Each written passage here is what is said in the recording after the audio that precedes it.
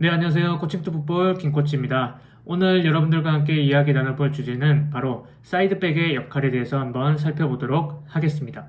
현대 축구에서는 사이드백이 수비뿐만 아니라 공격에서도 다양하고 중요한 역할을 맡고 있는데요. 이 영상을 통해서 사이드백의 역할에 대해서 이해를 하고 그리고 축구에 대한 지식을 조금 더 넓혀가는 그러한 시간이 되었으면 좋겠습니다. 네, 그래서 사이드백은 총 13가지의 역할이 있는데요. 그중 공격 시 필요로 하는 역할 7가지를 먼저 설명을 해드리도록 하겠습니다. 공격 시 7가지 역할 중 첫 번째, 전진을 적극적으로 시도하다입니다. 라인 안에서는 특히 전진을 하려고 하는 그런 의식을 많이 가지고 있어야 됩니다. 자, 예를 들어서 이렇게 센터백이 볼을 잡았을 때 이 사이드백 선수가 앞을 확인을 합니다. 앞을 확인을 해서 이렇게 스페이스가 많이 비어있는 경우에는 이제 패스를 받았을 때 드리블로 이렇게 전진을 해 나갈 필요가 있겠죠. 반대로 이제 같은 라인에 있는 선수가 이렇게 프리인 상황에서는 볼을 받았을 때 드리블보다는 이렇게 패스로 연결을 해서 여기서 위에서 공격을 시작하게끔 하는 것도 하나의 방법이라고 할 수 있겠습니다. 그렇기 때문에 경기장 안에서 조금 위험을 감수를 해도 괜찮습니다. 왜냐하면 이렇게 센터백이 있기 때문에 올라가서 적극적으로 공격을 시도해도 괜찮겠습니다. 공격 시 7가지 역할 중 두 번째, 공간이 없다면 볼을 움직인다입니다. 전방에 공간이 없다면 이제 다른 영역에서 전진을 할 필요가 있겠죠. 그래서 공간이 넓은 곳일수록 전진을 하기 쉽습니다. 자, 그래서 예를 들어서 이렇게 센터백이 사이드백한테 볼을 연결을 했을 때 상대편은 이렇게 슬라이드를 해올 겁니다. 이렇게 슬라이드를 해오면 이 상황에서도 이제 잘 풀어서 이 좁은 공간에서도 패스가 나가고 드리블이 나가는 것도 중요하지만 아무래도 확률이 조금 떨어지기 때문에 이 반대편에 보이는 이 넓은 공간을 활용해서 반대로 전환을 시킬 필요가 있겠죠. 그래서 사이드백은 이 중앙 수비한테 연결을 해서 전환을 시킨다든지 아니면 이 골키퍼를 통해서 반대를 전환시킬 필요가 있겠습니다. 공격 시 7가지 역할 중 세 번째, 팀의 가로폭을 확보한다입니다. 그래서 말 그대로 팀의 공간을 확보를 하는 건데요. 사이드에 서 있는 선수의 위치가 이제 팀이 사용할 수 있는 공간이기 때문입니다. 자, 예를 들어서 이렇게 센터백에 있는 선수가 볼을 잡았을 때 이 사이드백에 있는 선수가 벌려 있는 게 아니라 이렇게 안으로 들어왔다고 이제 가정을 해봅시다. 그럴 경우에 일반적으로 이 안에 있는 선수와 이 바깥에 있는 선수가 쓸 수 있는 스페이스가 적어지겠죠. 그렇기 때문에 일반적으로는 이렇게 사이드로 벌려주는 게 이 안에 있는 선수와 이 바깥에 있는 선수가 사용할 수 있는 그런 공간이 더 넓어진다는 의미입니다. 근데 최근에 들어서 이제 맨체스터 시티나 이제 K리그의 강원 FC 같은 경기를 보다 보면 이 사이드백에 있는 선수가 이렇게 안으로 들어오고 이 사이드 미드필더 선수가 이렇게 밑으로 내려오는 그러한 경우도 있습니다. 하지만 기본적으로는 이 사이드에 있는 선수가 있으면 이제 이 사이드백이 이렇게 벌려서 이 가운데 있는 공간을 확보를 해주는 것이 중요하다고 할 수 있겠습니다. 공격 시 7가지 역할 중 세 번째로 공을 받는다입니다. 세 번째란 제3자라는 뜻인데요. 이제 패스를 하는 사람, 그 패스를 받는 사람, 그 패스를 받은 사람의 볼을 받는 사람. 그래서 제3자 역할로 이제 공을 받을 준비를 한다입니다. 그래서 볼을 잡았을 때 공간이 부족한 상황에서는 이 콤비네이션 플레이를 통해서 그 공간을 벗어날 필요가 있기 때문입니다. 자, 예를 들어서 이렇게 상대편 빨간 팀이 이렇게 압박을 잘 해온 상태에서 이 중앙 수비수가 이 사이드 미드필더에게 이제 볼이 전달이 됐을 때 이 사이드백이 여기 이렇게 가만히 있는 게 아니라 이렇게 접근을 해서 이제 볼을 받아주는 역할을 하는 것입니다. 이제 때에 따라서 이 볼이 들어갔을 때 돌아선 상황이라면 이제 이 밑에서 볼을 받으려고 하는 게 아니라 이렇게 나가주는 움직임도 하나의 방법이라고 할 수 있겠습니다. 공격 시 7가지 역할 중 5번째, 상황을 보고 윙포워드를 추월한다입니다. 그래서 윙포워드가 좋은 상태, 즉 볼을 잡고 이제 전진을 하는 상황이라면 이제 윙포워드를 추월할 필요가 있겠습니다. 자, 그래서 예를 들어서 이제 볼이 이렇게 윙포워드한테 연결이 돼서 이렇게 프리인 상황, 공간이 많고 이제 윙포워드가 앞을 보고 이렇게 전진을 하는 상황이라면 이 넓은 공간을 사용을 해야 되는데 이 사이드백이 이렇게 가만히 있다면 이 공간을 잘 사용하지 못하고 있는 거겠죠. 그래서 이렇게 볼이 연결이 됐을 때 이렇게 바깥쪽으로 이렇게 돌아 나가는 것, 즉 오버랩이라고 하죠. 그래서 오버랩을 통해서 이렇게 순간적으로 2대1 상황을 만들면서 이제 공격 옵션을 하나 더 만들 수 있는 그러한 상황이 만들어집니다.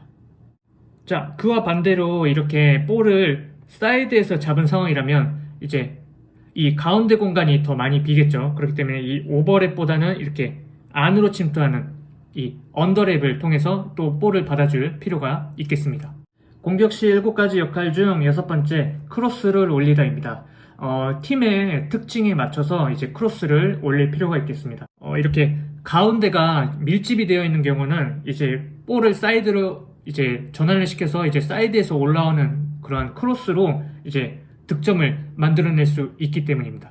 그래서 이렇게 돌파에 성공을 해서 이제 크로스를 올리려고 할 때 이 안에 있는 선수가 키가 큰 선수인지 아니면은 조금 키가 작고 빠른 선수인지 그 특징에 맞춰서 이제 크로스가 올라올 필요가 있겠는데요. 그래서 키가 작고 조금 빠른 선수다. 그러면은 이 앞에 공간에다 낮고 빠른 크로스가 올라가는 게 좋겠죠. 그래서 이 선수의 빠른 그런 퀵니스를 이용을 해서 이렇게 득점을 만들 수가 있겠죠.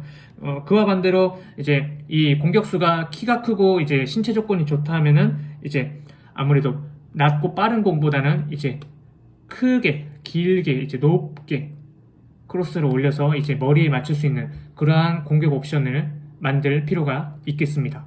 공격 시 7가지 역할 중 7번째, 리스크 관리를 한다입니다. 그래서 사이드백은 기본적으로 수비를 주로 맡아서 하는 그러한 포지션입니다.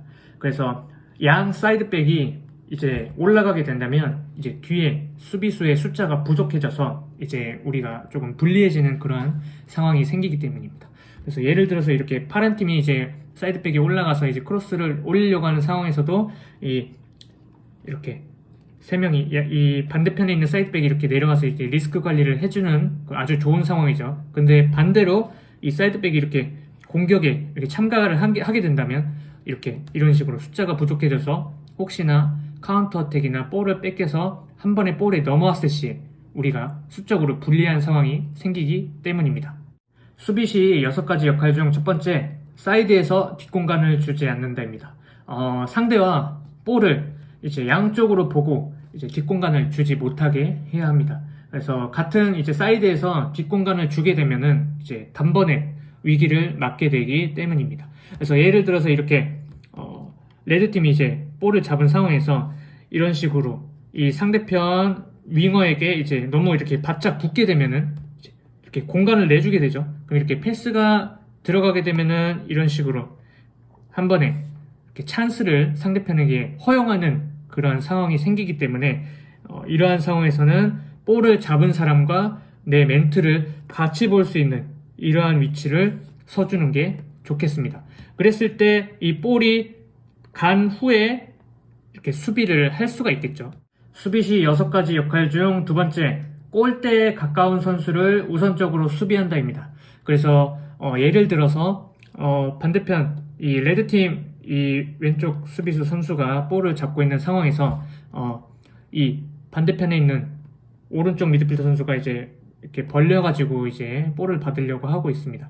자, 이러한 상황에서 이 왼쪽 블루팀 사이드백 선수는 자, 이 선수를 마크하는 게 아니라 이 가운데 있는 선수들을 먼저 의식을 해야 됩니다. 그 이유는 이 선수보다 이 선수들이 이 우리 편 골대에 가까이 있기 때문입니다. 그래서 이 볼이 이렇게 한 번에 넘어오는 상황이 사실 많지도 않지만 넘어올 때 이제 넘어오는 시간이 있겠죠. 그래서 이 볼이 만약에 넘어온다고 하더라도 이 넘어오는 시간 동안에 이동을 해서 수비를 하면 됩니다. 그렇기 때문에 볼이 만약에 가운데로 들어간다고 하면은 이 멘트를 하고 있는 이 중앙 수비가 이제 프레싱을 나가겠죠.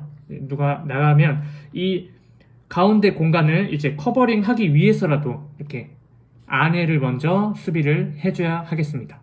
수비 시 6가지 역할 중 세 번째, 크로스를 올리지 못하게 한다입니다. 측면에서 수비를 할 때 중앙으로의 패스를 막아야 합니다. 그 이유는 사이드보다 중앙에서 더 위기를 맞을 그런 경우가 많기 때문입니다. 그래서 이렇게 사이드에 있는 선수가 볼을 잡았을 때 이 사이드백 선수는 거리를 얼른 좁혀서 이 사이드에 있는 선수가 이제 크로스나 가운데로 들어오는 패스를 하지 못하게 잘 대응을 해야겠죠. 그래서 이렇게 돌파를 당했더라도 이제 끝까지 쫓아가서 이제 발을 뻗는다든지 아니면 거리를 좁혀서 이제 크로스가 못 올라오게 한다든지 그렇게 할 필요가 있겠습니다. 수비 시 6가지 역할 중 네 번째, 골키퍼 커버에 들어간다입니다. 그래서 필요에 따라서 골대 안으로 들어가야 합니다. 이유는 골키퍼가 이제 골문을 벗어나면 이제 큰 위기를 맞게 되기 때문입니다. 그래서 이렇게 레드팀이 이렇게 돌파 성공해서 이렇게 골키퍼가 1대1 찬스를 맞게 됩니다. 그래서 이 상황에서 이제 골키퍼가 각을 좁히기 위해서 이렇게 조금씩 나오겠죠. 이 상황에서 이제 중앙 수비, 센터백도 마찬가지겠지만 이 사이드백도 골키퍼한테 제발 막아줘 이런 느낌을 가지고 있는 게 아니라 최대한 끝까지 쫓아가서 이제 한쪽 각을 이렇게 막아줄 수 있도록 해줄 필요가 있겠습니다. 수비 시 6가지 역할 중 5번째, 디펜스 라인을 갖춘다입니다. 그래서 정해진 라인이 형성이 됐을 때 그 라인에 빠르게 이제 맞춰줄 필요가 있겠습니다. 그래서 이렇게 만약에 이 센터백 선수들이 이렇게 라인을 이렇게 올렸을 때 이 사이드백 선수들도 이렇게 같이 라인에 맞춰서 올라올 필요가 있겠죠. 만약에 올라오지 않는다면 이렇게 센터포워드 선수가 이렇게 있어도 옵사이드에 걸리지 않기 때문입니다.